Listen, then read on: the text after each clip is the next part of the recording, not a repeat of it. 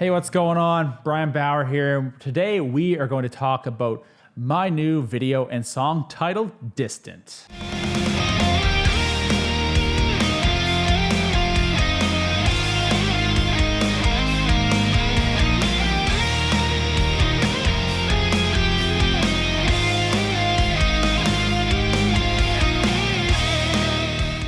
So, right off the bat, I'm going to say, if you like this kind of content and you haven't seen the new video, I highly suggest going below and checking out the link to my new video for Distant. I'm really happy how this turned out, and this is all we're going to be talking about today. Just everything that kind of surrounds this song.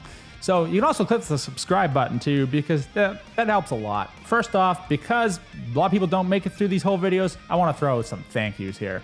First off, I have to say thank you to Zach Taylor for actually showing up, helping me film the video, doing all those awesome shots. Those are almost all him. I helped him out with quite a few of those shots, like some of the B-rolls done by me, but all the playing shots are actually done by Zach Taylor, so thank you so much, man. He also helped with some of the video editing. We did that together here, and I think it turned out absolutely awesome. So I think we did a good job. So, and I'm pretty happy with that too. Another thank you I have to say is to Sam Bly, aka Unlucky17, for doing an awesome mix and master for me, and also help with the drum productions on this track.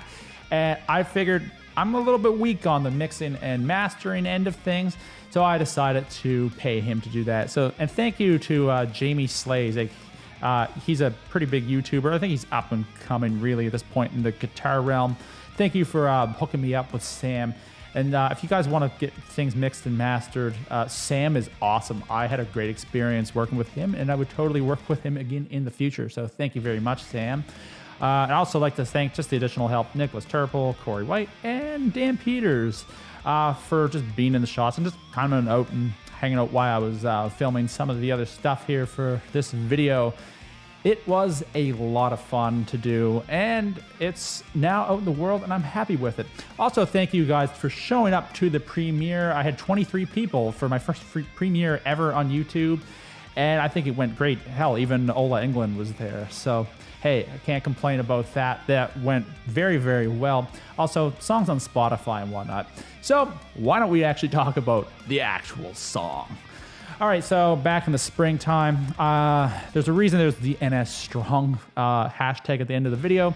It's because some really horrible thing happened to be happening at the same time while I was writing this, and I had no idea. So I just want to say that I'm just at a loss for words what to say of such a horrible thing that was happening around the province at that time. I just happened to be writing this song at the same time of that horrible event, and I just happened to be locked in my house. The song has nothing to do with that, but it's mostly, 2020 has been a really tough year for a lot of people. Anyway, it's an upbeat song because I like upbeat things, and while there's a little bit of contrast in the song, why don't we actually talk about the actual song right now? So, to start off, how does the song come together? Well, how do I write any of my songs? I usually find them by dicking around. If you sit down and try to write a song, half the time it doesn't seem to even work, It's just like, whatever. It's just uninspired ideas. What happens is you usually find something out of nowhere. Well, how did I come up with this? Well, the main melody of the song. It starts off like the...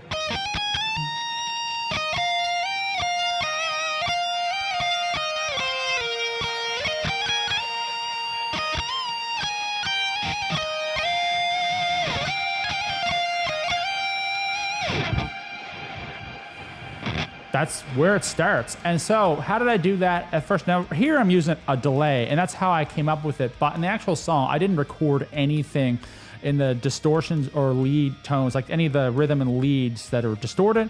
I didn't actually use a delay or anything. It was just straight up PRS Archon profile on my Kemper profiler.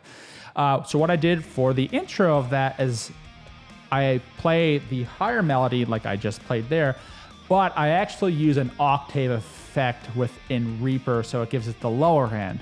However, when it comes to the actual choruses in this song, I actually play both of the octaves. So I play the higher part. So I just play those there, and it seems to work. So how do I work with the rest of the song? We're gonna turn the delay off. So basically, we are playing a 7-string guitar tuned to E flat. So it's actually like B flat, E flat, A flat, and so on. You know how guitar is tuned. Well, I'm pretty boring, like I said in other videos, when it comes to 7-string tuning. It's just standard tuning, half step down, mostly because of Nevermore. So basically, when we come into the intro of that song, it basically just hits hard like this.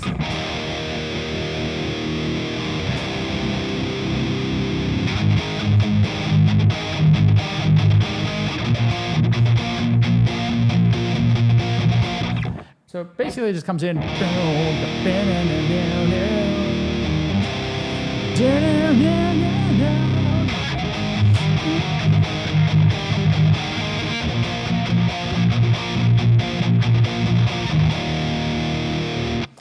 It's pretty straightforward.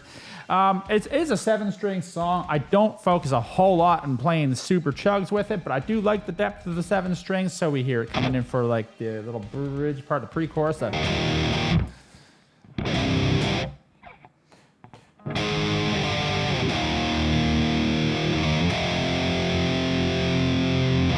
It's pretty simple stuff there. However, we go into the second verse, I change things up. Instead of that chord, it's like...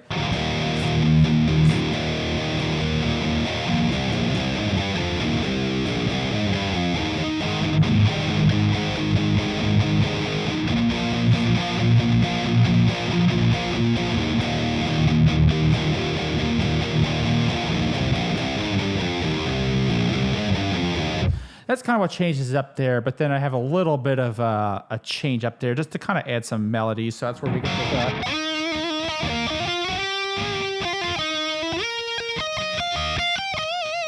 Into that part of the song, it changes, so I got a maybe, I don't know, it's a halftime feel. I know nothing about writing music, honestly. Like, I don't even know how to explain it in theory and whatnot.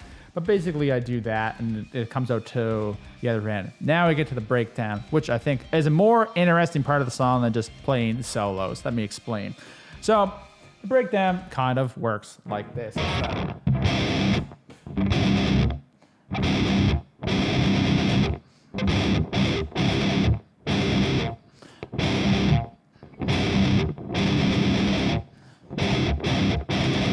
There's no real chord changes. It's just that part of the breakdown. Why did that come up? I don't know. I felt it fit to the song. I think I was listening to a bunch of Meshuggah live within that couple weeks of writing that song. And originally, when I was actually working on that part of the song, I was actually playing more of a distorted lead, like trying to go like... And it was kind of not really inspiring, but that kind of changed. I felt that the clean section sounded a little bit better in this part of the song. All of a sudden, it comes in that...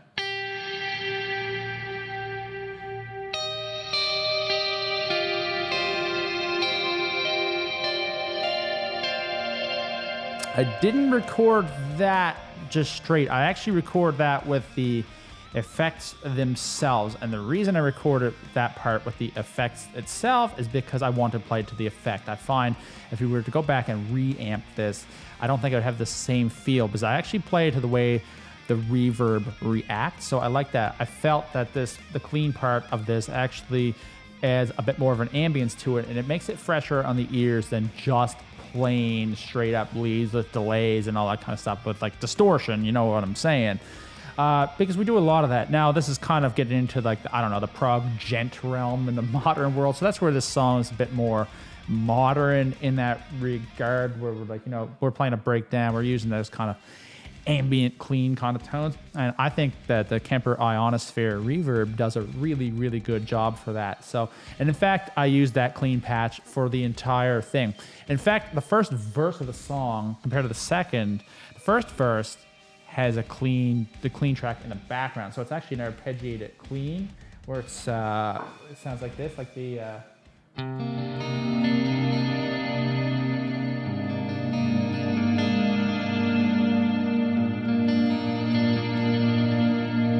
That's the whole intro and verse there. Then we have the breakdown, and it goes...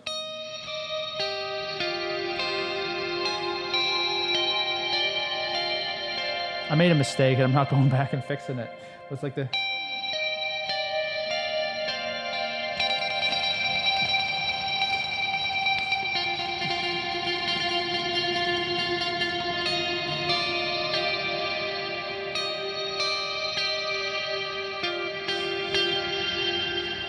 You have to let the reverbs carry out there. So you don't just go boom and cut it off. Just let the reverb do its job and add its ambience to the song. So in certain parts there, I think this song works really well there. Then there's actually the other part here. We actually have a part where there's no solos. And this is where we actually just go straight up riffing. No, just basically just straight up rock. It's like basically...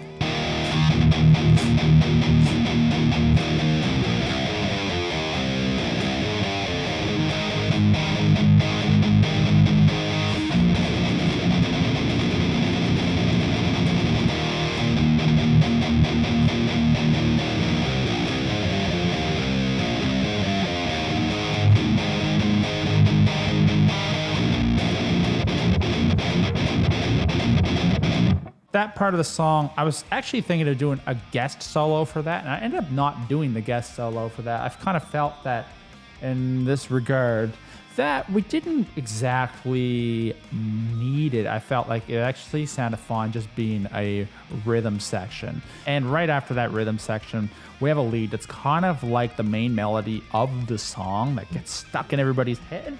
But we come back, we actually do a slight variation of it, where it's like goes the...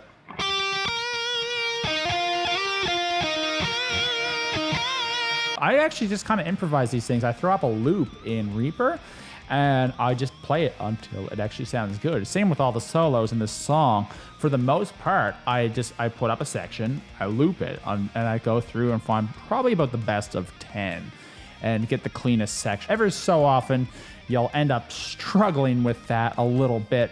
It was a difficult song to record, but what makes this song kind of different for me is that it actually has a really kind of neat fade out.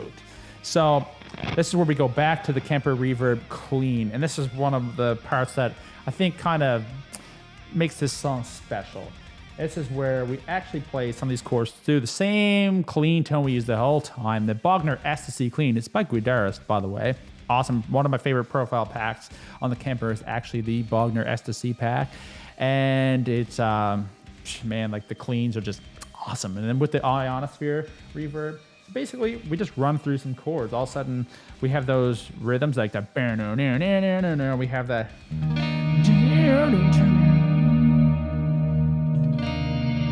We just let these ring out.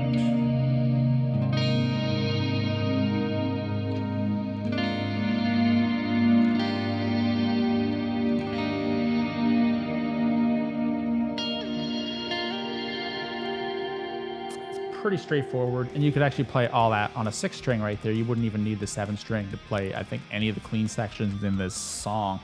But that's one of the things that I really liked about this one, is that I actually was able to add that kind of ambience to it. Now, as for the leads and all that kind of stuff, we can talk about that in another video if we really want to. But I just want to spend a little bit talking about the video. So, video was done in 3 different locations. One would be Enfield, one would be Courthouse Hill out in the Gore, and one would be the radar station. So, all the sunset playthrough parts, Zach and I did together. We were going to try a sod field first. It was my dumb idea. And we decided, he's like, why don't we just go up to Courthouse Hill? Okay, we went up there. And by the time we got there was a few people there. Were like, crap. So we drove up to this blueberry field. And there was a little road in there. We set up, recorded it, and the shots, I think, turned out really super awesome. Let me tell you, you get a lot of looks when people see you shooting a music video. Nobody sees people shoot music videos. It's just something you consume most of the time. However, we were doing that there. So we did a handful of shots there. The next night, we ended up going out to this old abandoned radar station. So, put the all-wheel drive to the test and drove back there. Filmed all that, did some B-roll there, and we had the whole place to ourselves. It was amazing. I think that place really kind of gives the contrast to the video itself. I quite liked how that part turned out. So we got out of there, came back, and edited it up. The rest of the B-roll was just, just basic stuff, just traffic and people doing things, stuff, nothing really crazy there. Other than the intro shot was actually a 120 FPS done in reverse. That's something that, makes me think I need to soon rebuild a computer here because working in 4K video is actually really, really tough. And I just filmed this in 4K too, at least on that camera, not in that one. Well, guys, that's just a bit of quick video about talking about my new song, Distance. So thank you guys so much for checking that out. If you haven't, make sure you do. And thanks for watching this video. Click the subscribe button, click the like button, all that fun stuff. And I will see you guys all in the next video. See yous.